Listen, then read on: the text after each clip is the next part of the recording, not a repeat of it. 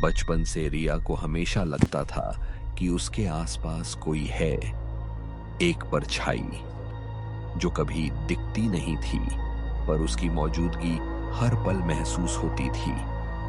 जब रिया अकेली होती तब भी उसे लगता कोई उसके पीछे है, और जब वो सबसे घिरी होती तब भी वो परछाई उसका पीछा नहीं छोड़ती थी। वक्त बीतता गया और वो डर अब आदत बन गया था। रिया ने मान लिया था कि ये सब शायद उसका वहम है, लेकिन एक दिन सब कुछ बदल गया। 16 साल की रिया घर में आती है, हाथ में रिपोर्ट कार्ड लिए।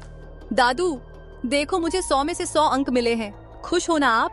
दादाजी एक कोने में बैठे हैं, घबराए हुए, उंगली कांपती हुई उस अंधेरे कोने की तरफ इशारा कर रहे हैं। दादाजी धीमी आवाज में डरे हुए, वो आ गया है, वो आ रहा है, आ रहा है। रिया, मुझे बचा ले बेटा, प्लीज बचा ले। वो मुझे मार देगा, मुझे ले जाएगा। बचाओ, कोई बचाओ। दादू क्या बोल रहे हो? वहाँ कोई नहीं है। वो अंधेरे में है, मुझे देख रहा है, घूर रहा है, वो यहीं है। दादी रसोई से आती हैं, गुस्से में। अरे बुढ़ा हो गए हो, फिर भी बच्चा जैसी हरकतें करत हो। रोज का नया नाटक है, बस अटेंशन चाहिए तुम लोगन को। पर दादू सच में डर गए हैं, उनकी हालत तो देखिए। का देखूं मैं? ना ही का देखूं। सबके ड्रामा, घरों भी संभालो है, इनके नखरे, नौटंकी भी देखनी है, और उस सोचते हैं कि हमका कछु समझ में नहीं आवत। तू जा, यूनिफॉर्म बदले ले, नहा के फ्रेश हो जा, हम खाना लगावत हैं। रिया वापस दादू की तरफ लौटती है, जिनकी नजर अभी भी उस कोने पर टिकी है, बिना झपके। वही है, वही काले कपड़ों में, काले कपड़ों में वो है। उसकी आंखें लाल हैं। देखो उसे, जल्दी भागो। उस पल रिया को पहली बार एहसास हुआ कि ये डर वैसा नहीं था जैसा बचपन में होता था। दादू की आंखों में कुछ था, कुछ अलग था। उनकी आंखों में मौत का खौफ था।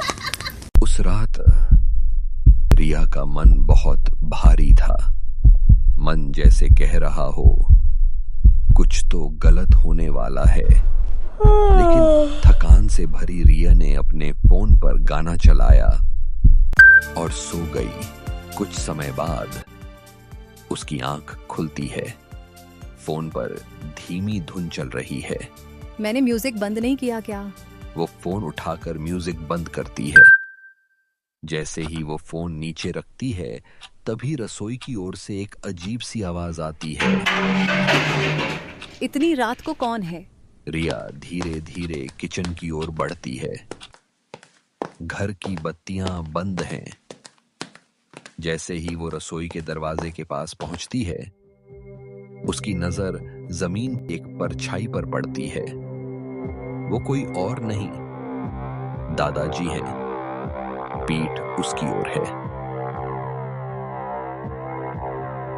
दादू, आप यहाँ क्या कर रहे हो? दादू, आप ठीक तो हैं ना? रिया जैसे ही पलटती है, चौंक जाती है। दादाजी का चेहरा ठीक सामने, खून से सना हुआ, आंखें एकदम सफेद।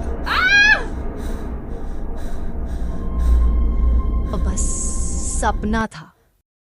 जा बेटी, दादू को उठा ले। हम तो सवेरे से किचनर बने बिठल हैं। अब पेशनरवा को जगाना भी हमरे जिम्मा हो गइल बा। घर संभालूं, कुकरवा संभालूं, झाड़ू पोंछा करूं।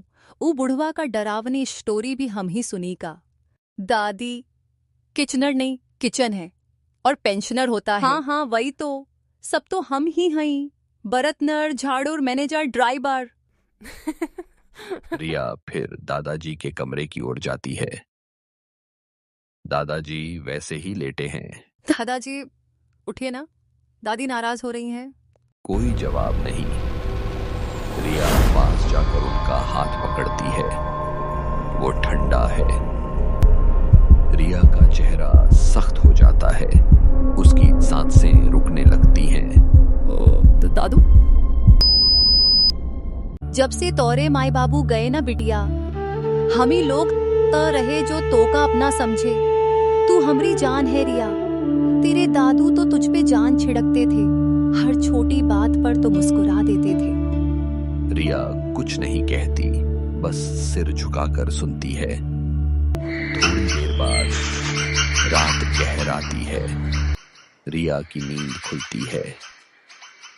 उसे फिर वही फुसफुसाती आवाज सुनाई देती है। रिया, रिया। वो डरते डरते बाहर आती है। आंगन के एक कोने में उसे फिर वही आकृति दिखती है, दादाजी जैसे। रिया धीरे धीरे पास जाती है। तभी वो आकृति बदल जाती है। लंबा काला साया, चेहरा विकृत, चुड़ैल जैसा। रिया चीख उठती है। दादी जी ने दरवाजा खोला और घबराई सी बोली, अरे रिया, बाहर काहे खड़ी है ऐसी रात में? चल अंदर आ। रिया कुछ सोच भी नहीं पाई। उसका चेहरा डर से सफेद पड़ चुका था। होंठ कांप रहे थे। वो तेजी से अंदर आई और रोती सिसकती हुई बोल पड़ी, दादाजी, दादाजी बाहर थे। मैंने देखा, उनका चेहरा खून से सना हुआ था, आंखें सफेद। वो कुछ बोल रहे थे, मगर फिर वो बदल गए। उनका चेहरा एक डरावनी चुड़ैल जैसा हो गया था। हमको तो सब लोग कहे रहे कि तू स्ट्रेस माँ है। डॉक्टर बोले थे कि मेंटल सिचुएशन ठीक ना ही है अभी। हमका तो सब इंग्लिश समझ नहीं आवे बिटिया, पर तोरी हालत देख के हम डर गई। रिया रोती रही, लेकिन उसके अंदर एक बात साफ हो चुकी थी। ये सब बस थकान या तनाव नहीं था, कुछ तो गड़बड़ थी। दूसरे दिन रिया तांत्रिक से मिलने के बाद घर लौटी है। उसकी आंखों में अब डर नहीं, बल्कि सवाल हैं। दादी, तांत्रिक ने कहा कि ये आत्मा सिर्फ मुझे नहीं, हमारे पूरे परिवार को जानती है। उसने कहा किसी ने कुंवारी कन्या की हड्डी दी थी सिद्धि के लिए, और उसी दिन से ये सब शुरू हुआ। आप जानती थी है ना, सब कुछ आप ही थी जिसने वो हड्डी दादाजी को दी थी। हाँ बिटिया, हम जानत रहे सब। तेरे दादू बोले रहेन, हमका धन चाही, सुख चाही, नाम चाही। हम तो बस उनका खुशकरी चाहत रहें। तभी हम ओ आत्मा सा सौदा का लिह ली। रिया पीछे हटती है डर से। दादी, आप तभी अचानक कमरे की दीवारें कांपने लगती हैं, हवाएं तेज हो जाती हैं। वो आत्मा का स्वर गूंजता है, वो आत्मा जो तुमने मुझे वादा की थी, अब दे दो। ले ले मेरी आत्मा, पर मेरी रिया को छोड़ दे। घर अंधेरा छा जाता है। कुछ देर बाद सब शांत हो जाता है और दादी अब वहां नहीं है। अब तुम्हारी बारी है। तुम्हें चाहिए थी आत्मा, तो तुम वो ले गए। दादू चले गए, मम्मी पापा भी, फिर अब क्यों? मरते दम तक वो बुढ़िया झूठ का घूंट पीती रही। अब सुन उसकी वो सच्चाई जो जिंदगी भर छुपाई गई। कैसा सच? और किसी की आत्मा मुझे चाहिए ही नहीं थी, पर तेरी माँ की आत्मा, वो हमेशा तेरी हिफाजत करती रही, छुपा के रखती थी तुझे मुझसे। पर मुझे ताकत चाहिए थी रिया, बहुत ज्यादा ताकत। इसलिए सबसे पहले तेरा दादू, फिर वो बुढ़िया तेरी दादी।